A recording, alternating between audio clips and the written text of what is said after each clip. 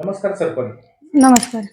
सकाळी ग्रामस्थ आक्रमक होते हं. की मागच्या वर्षी दोन ठराव झाले. एक हरकतीत झाला, न हरकतीत झाला क्रेशर बाबत. हं. तर याबाबत तुमचं काय मत आहे? खोटा ठराव तुम्ही केला असल्याचा आरोप होतोय तुमच्यावर. आम्ही गेल्या वर्षी ग्रामसभा घेतली. त्यामध्ये अर्ज आला होता खाणकाम परवानगीसाठी. तर आम्ही काय केलं, तो विषय ग्रामसभेला घेतला आणि ग्रामसभेमध्ये आम्ही त्यासाठी कोणत्याही प्रकारची परवानगी दिलेली नाहीये. आणि जो आरोप होतोय की तुम्ही परवानगी दिली, तर तो खोटा हे ठराव तो खोटा आहे. त्यावर ज्या सह्या आहेत त्या सुद्धा खोट्या आहेत. आम्ही असा कुठल्याही प्रकारचा ठराव दिलेला नाहीये. मॅडम, त्या दोन ठराव आहेत त्याच्यावर शिक्के पण आहेत, सह्या पण दिसत आहेत असं बोललं जाते नागरिकांकडून. आणि आपण बोलताय नाही नक्की काय विषय हा? कुणी केला असाव्यात त्या सह्या? नाही, आता ते कुणी केल्यात ना, शिक्के कुणी केला असावा हे आम्हाला सुद्धा माहित नाही. त्या सह्या कुणी केल्या आहेत किंवा काय हे आम्हाला सुद्धा माहित नाहीये. यासाठी आम्ही पोलीस तक्रार केलेली आहे आणि याची चौकशी व्हावी असं आम्ही बीडीओंना सुद्धा पत्रव्यवहार केलाय आणि तहसीलदारांना सुद्धा पत्रव्यवहार केलेला आहे. तुम्हाला हे समजलं कधी की खोटा ठराव ग्रामपंचायतचा दुसरा गेलेला आहे? हे कधी समजलं तुम्हाला? हे आम्हाला बुधवारी समजलं. बुधवारी दुपारी समजल्यानंतर आम्ही लगेच विस्तार अधिकाऱ्यांची भेट घेतली. त्यांना झालेला सर्व प्रकार सांगितला. त्यांनी आम्हाला सांगितलं की तुम्ही पत्रव्यवहार करा आणि त्यांनी सांगितल्यानुसार आम्ही पत्रव्यवहार सुद्धा केला. दुसऱ्या दिवशी आमचे ग्रामपंचायत अधिकारी आणि आमचे कर्मचारी हे कलेक्टर ऑफिसला गेले होते. ठीक आहे, लोकांनी जे सांगितलं की ते गेलेच नाही, ते दुसऱ्या कामासाठी गेले होते. मान्य, ते दुसऱ्या कामासाठी पण गेले होते, पण त्यांनी तिकडे जाऊन ह्या सुद्धा गोष्टीची चौकशी केली. तर त्यांना काय सांगण्यात आलं की तुम्ही स्टेप वाईज या, की तुम्ही पहिले गट विकास अधिकाऱ्यांना पत्रव्यवहार करा आणि तहसीलदारांना करा, त्यांच्याकडून आमच्याकडे येईल. आणि त्याच्यानंतर आम्ही तहसीलदारांना सुद्धा भेटलो.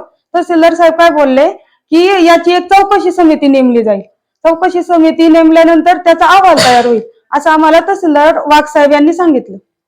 ग्रामस्थांकडून सकाळी बोललं गेलं की तुम्हाला जर माहीत झालं तर तुम्ही पोलीस तक्रार का नाही केली? पोलीस तक्रार करणं आवश्यक होतं. बरोबर आहे, पण आम्हाला पहिलं कदाचित ग्रामस्थांचा जो संशय तो बळावला असेल असं असू शकतं. नाही, असूच पण शकतं, पण आम्हाला पहिला जो खानपट्ट्यासाठी जी परवानगी मिळाली आहे ती रद्द करणं जास्त महत्वाचं होतं. पोलीस कंप्लेंट तर आम्ही केलीच, पण पहिला तो खानपट्टा रद्द झाला पाहिजे हा आमचा दृष्टिकोन होता. जो ग्रामस्थांचा आरोप होता तो खोटा आहे का? आता ग्रामस्थांचं रागरोष होणं स्वाभाविकच आहे, पण पहिलं जो मी तुम्हाला सांगितलं की आमचा जो दृष्टिकोन होता की पहिला खानपट्टासाठी जी परवानगी मिळाली आहे ती रद्द झाली पाहिजे. हो. अजून काय बोलायचं? नाही. नमस्कार सरपंच. नमस्कार. सकाळी ग्रामस्थ होते ग्रामपंचायत बाहेर. त्यांच्यामध्ये थोडीशी आक्रमकता होती आणि ग्रामपंचायत कडून दोन ठराव गेला असल्याचं, क्रेशर बाबत दोन ठराव गेले असल्याचं बोललं जाते. एक हरकतीचा आणि एक न हरकतीचा. ग्रामस्थांची फसवणूक केली असं ग्रामस्थांचं म्हणणं आलं सकाळी. ग्रामस्थांचं म्हणणं बरोबर आहे, चुकीचं काही नाही ग्रामस्थांचं म्हणणं. परंतु 24/12/2025 ला जी ग्रामसभा हनुमान मंदिर पोखरकरवाडी या ठिकाणी झाली, त्या ग्रामसभेसाठी ही सर्व मंडळी उपस्थित होती. त्याच्यामध्ये किरण शेठ पोखरकर असतील यांनी खाणकाम क्रेशरसाठी परवानगी मागितली होती. अगोदर त्यांनी ग्रामपंचायत पत्रव्यवहार केला होता. त्या अनुषंगाने ग्रामपंचायतने ती ग्रामसभा मौजे पोखरकरवाडी वार्ड क्रमांक 1 मध्ये आयोजित केली. ती ग्रामसभा आयोजित करीत असताना तिथे ही सर्व ग्रामस्थ म्हणजे गट नंबर 23 लगत असणारे सर्व ग्रामस्थ मंडळी किंवा शेतकरी सर्व मंडळी त्या ठिकाणी उपस्थित होती. त्यांची पण आक्रमकता होती की या ठिकाणी कोणत्याही प्रकारचा खाणकाम प्रेशर होऊ नये अशी त्यांची पण आक्रमकता होती. त्या अनुषंगाने किरण पोखरकर यांनी त्याबाबतची माघारी घेतली आणि तिथं असं ठरलं आलं का इथून पुढच्या काळामध्ये सुद्धा कोणत्याही प्रकारची खाणकाम क्रेशरला परवानगी देण्यात येऊ नये. त्याच ठिकाणी असा ठराव झाला की येणाऱ्या भविष्य काळामध्ये किंवा आता पण ज्यांनी मागणी केली त्यांच्यासाठी पण कोणत्याही प्रकारची खाणकाम प्रेशर परवानगी देण्यात येऊ नये. आणि दुसरा जो ठराव झालाय तुमचं म्हणजे ग्रामस्थांचं म्हणणं आहे, तर तो जो ठराव झाला याची ग्रामपंचायतीला कोणत्याही प्रकारची कल्पना नाही. ही जो ठराव जो झाला, जे लेटरहेड वापरले गेले, जे शिक्के वापरले गेले, ते सह्या वापरल्या गेल्या, याच्याशी ग्रामपंचायतीचे सरपंच असतील तर ग्रामपंचायतीचे विद्यमान ग्रामविकास अधिकारी असतील, यांनी कोणत्या प्रकारची सही अथवा केलेली नाही, किंवा ग्रामपंचायत म्हणणं कोणत्याही प्रकारचा असा ठराव आम्ही यांनी करून कोणत्याही प्रकारचा ठराव सुद्धा पारित झालेला नाही. मग हे कुणी केला असावा, हे खोटे ठराव कुणी केला असावा, काय वाटतं? संबंधित मागणी ज्यांनी केली आहे त्यांच्यावरती संशय बळवतोय, परंतु याबाबतचा आम्ही पत्रव्यवहार वरिष्ठ तालुकास्तरीय वरिष्ठ कार्यालयाशी केलेला आहे. म्हणजे गटविकास अधिकारी असतील, तहसीलदार असतील किंवा तालुक्याचे पोलीस प्रशासन असेल, यांना आम्ही पत्रव्यवहार केला आहे. ते याबाबतची सखोल चौकशी करतील आणि ज्या लोकांनी हे केले त्यांच्यावर योग्य ती प्रशासकीय कारवाई करतील.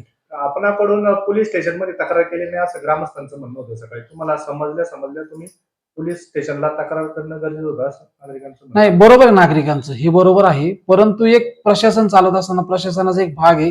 त्या अनुषंगाने प्रथमतः ज्या टायमाला ही गोष्ट आम्हाला कळली त्याच्यानंतर आम्ही स्वतः, मी भाऊसाहेबांशी बोललो, सरपंचांशी बोललो, याच्यावरती आपल्याला फौजदारी गुन्हा दाखल करावा लागेल, कारण की तुमच्या सह्या बनावट वापरलेल्या आहेत, तुमचे शिक्के बनावट घेतले गेलेले आहेत. याबाबत ग्रामसेवक असतील, सरपंच असतील, मी असेल, आम्ही तातडीने तालुकास्तरीय आमचे जे विस्तार अधिकारी आहे त्यांच्याशी याबाबत चर्चा केली. विस्तार अधिकाऱ्यांनी आम्हाला योग्य ते मार्गदर्शन दिलं. दुसऱ्या दिवशी भाऊसाहेब काय म्हणले विस्तार अधिकारी असे बोलले की तुम्ही याबाबत पत्रव्यवहार तालुक्याला पण करा आणि तहसीलला करा, बीडीओ कार्यालयाला पण करा. तर याबाबतचा भाऊसाहेबांना दुसऱ्या दिवशी पुणे या ठिकाणी जिल्हा परिषदला आमच्या ग्रामपंचायतची एक सुनावणी होती सदस्य अपात्रतेबाबतची. तर भाऊसाहेब त्या ठिकाणी सदस्य अपात्रतेच्या सुनावणीला गेले. तदनंतर भाऊसाहेब तर आपले कलेक्टर ऑफिस, जिल्हाधिकारी कार्यालय यांच्या गौण खनिज या विभागामध्ये पण भाऊसाहेबांनी याबाबतची तिथल्या जे काय म्हणतो आपण निवासी उपजिल्हाधिकारी आहेत त्यांच्याकडे ही बाबत घटना मांडली. तर जिल्हाधिकाऱ्यांनी काय सांगितलं की तुम्ही ही जी घटना आहे तुम्ही डायरेक्ट पत्रव्यवहार करू नका, हा स्टेप बाय स्टेप तालुक्यावर आमच्यापर्यंत येऊ द्या, कारण की अशीच घटना आपल्या आंबेगाव तालुक्यातील लोणी या ठिकाणी घडली होती. त्याचा पण दाखला मान्य जिल्हाधिकारी जे आहे गौण खनिजचे त्यांनी याबाबतची कल्पना भाऊसाहेबांना दिली होती. त्याप्रमाणे भाऊसाहेबांनी या प्रकरणाशी असलेला संबंधित सगळं पत्रव्यवहार गटविकास अधिकारी असतील, तहसीलदार कचेरी असेल या ठिकाणी पत्रव्यवहार केला. त्याच्या आमच्याकडे पोस्ट सुद्धा आहेत. तर भाऊसाहेबांनी ही गटविकास अधिकारी यांना भाऊसाहेबांनी जवळजवळ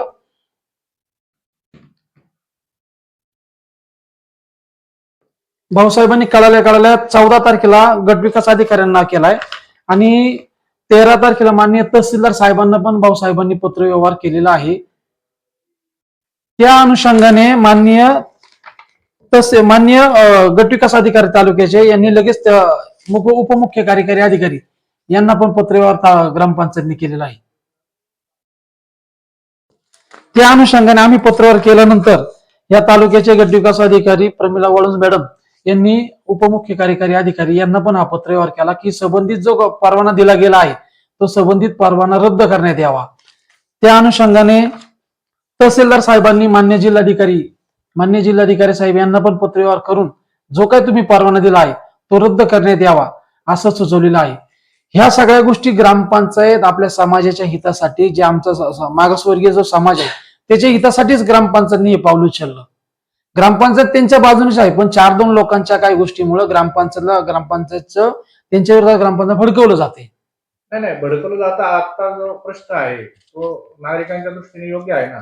हो, बरोबर ना. ठराव होत असेल तर नागरिक आवाज उठवणार. 100% बरोबर, नागरिकांचं बरोबर आहे. खोटी जर गोष्ट घडत असेल तिथं अडवणूक ही झालीच पाहिजे, तिथं न्याय भेटलाच पाहिजे आणि ज्यांनी केलं त्यांच्यावर प्रशासकीय कारवाई झाली पाहिजे.